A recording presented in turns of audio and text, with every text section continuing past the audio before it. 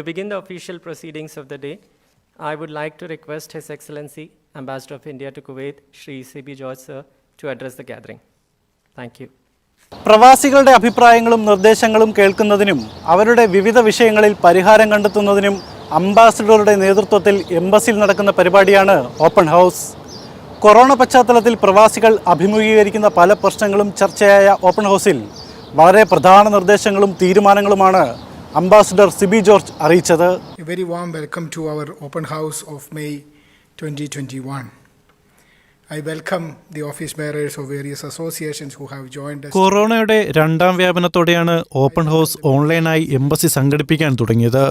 കുവൈറ്റിലെ സന്നദ്ധ സംഘടനാ പ്രതിനിധികളെയും വ്യക്തികളെയും പങ്കെടുപ്പിച്ചുകൊണ്ടാണ് ഓപ്പൺ ഹൗസ് നടക്കുന്നത്. ഇന്ത്യയിലെ കോവിഡ് പ്രതിസന്ധിയും വിദേശ സഹായവും എന്ന വിഷയത്തിൽ അധിഷ്ഠിതമായ ഓപ്പൺ ഹൗസിൽ ഇന്ത്യൻ സ്ഥാനപതിയെ കൂടാതെ വിവിധ വകുപ്പുകളിലെ ബന്ധപ്പെട്ട അധികാരികളുടെ സാന്നിധ്യത്തിലാണ് പരിപാടി നടന്നത്.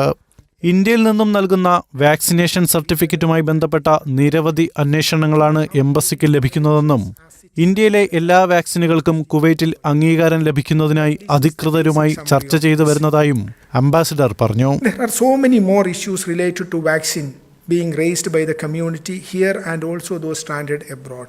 Let me tell you this. We are aware of all the issues involved and likely to come up when Kuwait decides to allow entry of foreigners. Each of the issues have been taken up with concerned authorities. We need to remember that many of these issues pertain to a large number of expatriates, not only from India, but other countries as well. It is an issue where almost every country is currently working on the guidelines and protocol, depending on the evolving COVID situation. Issues such as ability to verify the authenticity, validity and integrity of the certificates, and whether it contains all relevant data, etc. are being addressed. The embassy will continue to follow up each of these issues with concerned authorities in India and in Kuwait. This is an issue currently being addressed by the authorities, and they are addressing it seriously. As and when we get more clarity and responses on this issue, we will update you. പ്രതിരോധ കുത്തിവയ്പ് സംബന്ധിച്ച് ഉടലെടുത്തിരിക്കുന്ന ആശങ്കയ്ക്ക് പരിഹാരമാകുമെന്നും Kuwait അധികൃതരിൽ നിന്നും അനുകൂലമായ നടപടി ഉണ്ടാകുമെന്നാണ് പ്രതീക്ഷിക്കുന്നതെന്നും Sibi George പറഞ്ഞു. വാക്സിനേഷനുമായി ബന്ധപ്പെട്ട് എല്ലാ രാജ്യക്കാരും നേരിടുന്ന പ്രശ്നമാണിത്. വിദേശികളുടെ കുവൈറ്റിലേക്കുള്ള പ്രവേശനം അനുവദിക്കുമ്പോൾ ഇക്കാര്യത്തിൽ വ്യക്തതയുണ്ടാകും. ഇത് സംബന്ധിച്ച് കുവൈറ്റ് അധികൃതരിൽ നിന്നും വ്യക്തമായ മാർഗനിർദ്ദേശവും തീരുമാനവും ലഭിക്കുന്ന മുറയ്ക്ക് സമൂഹത്തെ അറിയിക്കുമെന്നും അദ്ദേഹം ഓപ്പൺ ഹൗസിൽ പറഞ്ഞു. ഇന്ത്യയിൽ കൊറോണ വ്യാപനം രൂക്ഷമായ സാഹചര്യത്തിൽ കുവൈറ്റ് മന്ത്രിസഭ ഭാരതത്തിന് ഐക്യദാർഢ്യം പ്രഖ്യാപിച്ചതോടെ നിരവധി സഹായങ്ങളാണ് കുവൈറ്റ് നൽകി വരുന്നത്. വ്യോമസേനയുടെ 2 വിമാനങ്ങളിലും നാവികസേനയുടെ 4 കപ്പലുകളിലുമായി 100 കണക്കിന് മെട്രിക് ടൺ ലിക്വിഡ് മെഡിക്കൽ ഓക്സിജനും മറ്റു വൈദ്യസഹായങ്ങളും കുവൈറ്റിൽ നിന്നും രാജ്യത്തേക്ക് അയച്ചിട്ടുണ്ട്. മെഡിക്കൽ സഹായങ്ങൾ ഏറ്റുവാങ്ങുന്നതിനായി ഇന്ത്യൻ നാവികസേനയുടെ അടുത്ത കപ്പൽ ഉടൻ എത്തിച്ചേരുമെന്നും സ്ഥാനപതി അറിയിച്ചു. In these difficult times, it is most heartening to see our friends across the globe coming out in support of India. As I said in many fora before, Kuwait was one of the first countries to come forward and offer support to India. ഇന്ത്യയുടെ corona വ്യാപന പ്രതിസന്ധിയിൽ ആദ്യം സഹായ വാഗ്ദാനവുമായി എത്തിയത് കുവൈറ്റാണ്. ഏറ്റവും അധികം സഹായങ്ങൾ എത്തിച്ചതിൽ മുൻപന്തിയിലും Kuwait തന്നെ. ഇന്ത്യയിൽ നിർമ്മിച്ച കോവിഷീൽഡ് വാക്സിന്റെ 2 ലക്ഷം ഡോസ് കുവൈറ്റ് സ്വീകരിച്ചിരുന്നു. ഇരു രാജ്യങ്ങളും തമ്മിലുള്ള ആഴമേറിയ സൗഹൃദം വ്യക്തമാക്കുന്ന സാഹചര്യത്തിലൂടെയാണ് നാം കടന്നു പോകുന്നതെന്നും അദ്ദേഹം പറഞ്ഞു. ഇന്ത്യയുടെയും കുവൈറ്റിന്റെയും വിദേശകാര്യമന്ത്രിമാർ നിരന്തരം ബന്ധപ്പെട്ടു വരികയാണെന്നും അദ്ദേഹം അറിയിച്ചു. കുവൈറ്റിലെ വിവിധ മന്ത്രാലയങ്ങളുടെയും സർക്കാർ ഏജൻസികളുടെയും മികച്ച സഹകരണമാണ് ഇന്ത്യയെ സഹായിക്കുന്നതിലേക്കായി ലഭിച്ചു പോരുന്നത്. Kuwait red crescent, civil aviation, customs, പ്രതിരോധ മന്ത്രാലയം, പോർട്ട് അതോറിറ്റി, വിദേശകാര്യ മന്ത്രാലയം തുടങ്ങിയ വകുപ്പുകൾ ഇന്ത്യയിലേക്ക് ഓക്സിജൻ അയക്കാൻ അവധി ദിവസങ്ങളിലും പ്രവർത്തിച്ചിരുന്നു. പെട്ടെന്നുള്ള ആവശ്യമായതിനാൽ ലഭ്യത ഉറപ്പുവരുത്തുന്നതിനായി GCC രാജ്യങ്ങളിൽ നിന്നും അവർ ടാങ്കറുകളും സിലിണ്ടറുകളും ലഭ്യമാക്കാൻ ഏറെ പരിശ്രമിച്ച ഓക്സിജൻ ഉൽപ്പാദക കമ്പനികളെ അദ്ദേഹം അഭിനന്ദിച്ചു.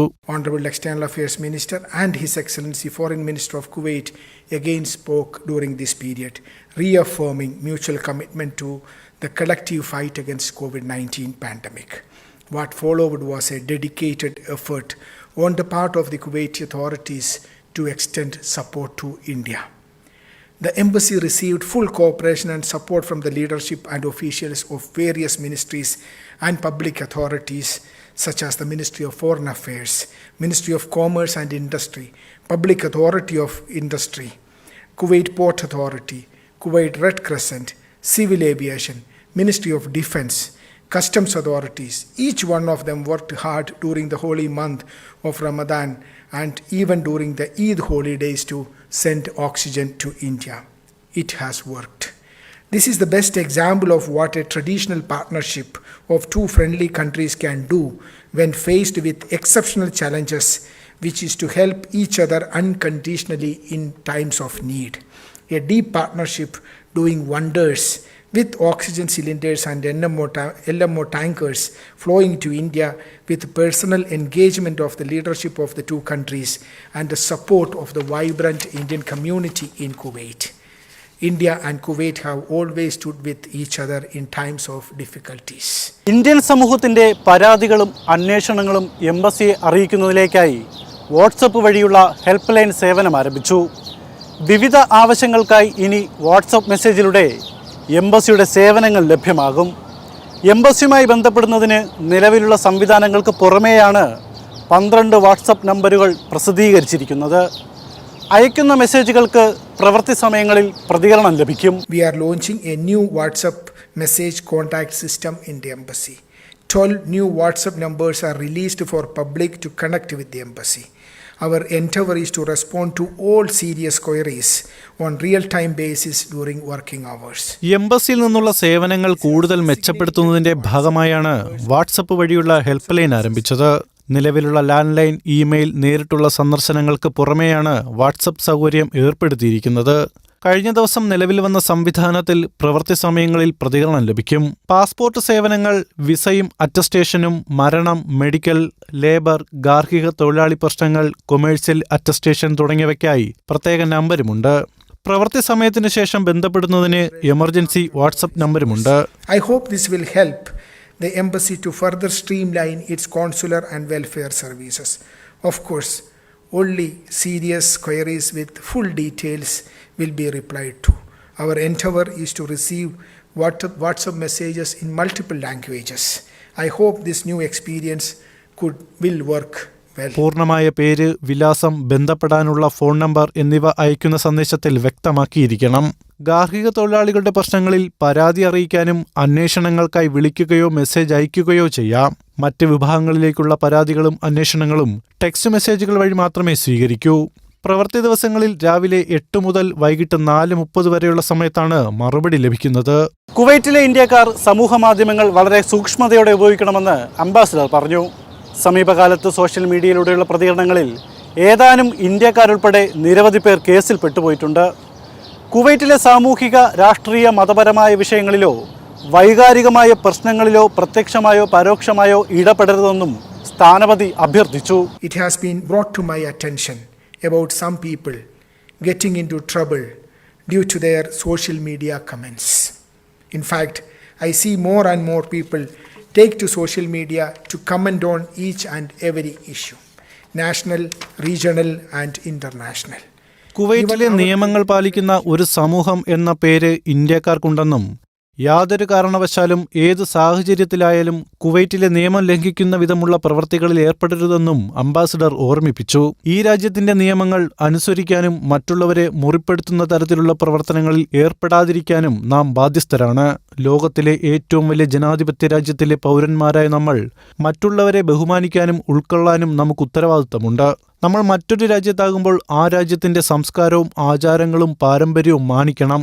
ആ ഉത്തരവാദിത്തം സമൂഹ മാധ്യമങ്ങളിലും കാണിക്കാൻ നാം ബാധ്യസ്ഥരാണെന്ന് അംബാസഡർ സിബി ജോർജ് പറഞ്ഞു. Given our credentials as citizens of the largest democracy in the world, which we are all proud of, social media is something we always cherish. But with that comes a big responsibility. A responsibility to respect each other, appreciate each other and understand each other. A responsibility to act as responsible and law-abiding citizens. When we are abroad in a foreign country, we have a bigger responsibility to obey each and every law of our host country and respect the customs and traditions of this land. Most of our people are doing this. Let me reiterate, under no circumstances we should knowingly or unknowingly, wittingly or unwittingly violate any of the laws of this country, including through the use of social media. In fact, we should do nothing that would directly or indirectly hurt the social, political, religious or any other feelings and sentiments of others. Indian embassy ഗാർഹിക തൊഴിലാളികൾക്കായി സജ്ജമാക്കിയ അഭയകേന്ദ്രത്തിൽ 2 ആഴ്ചയിലൊരിക്കൽ വൈദ്യപരിശോധന നടന്നു വരുന്നുണ്ട്. Indian doctors ഫോറത്തിൻ്റെ സഹകരണത്തോടെ ചികിത്സ ആവശ്യമുള്ളവർക്കുള്ള സൗകര്യവും നൽകി വരികയാണ്. എംബസിയുടെ പാനലിലെ 44 ഡോക്ടർമാർ നിശ്ചിത സമയങ്ങളിൽ വിവിധ ഭാഷകളിലായി സൗജന്യ കൺസൾട്ടേഷനും ലഭ്യമാക്കുന്നുണ്ട്. ക്യാമറമാൻ സജീവ് പ്ലാക്കാടിനോടൊപ്പം സുജിത് സുരേശൻ, ജനം, കുവൈറ്റ്.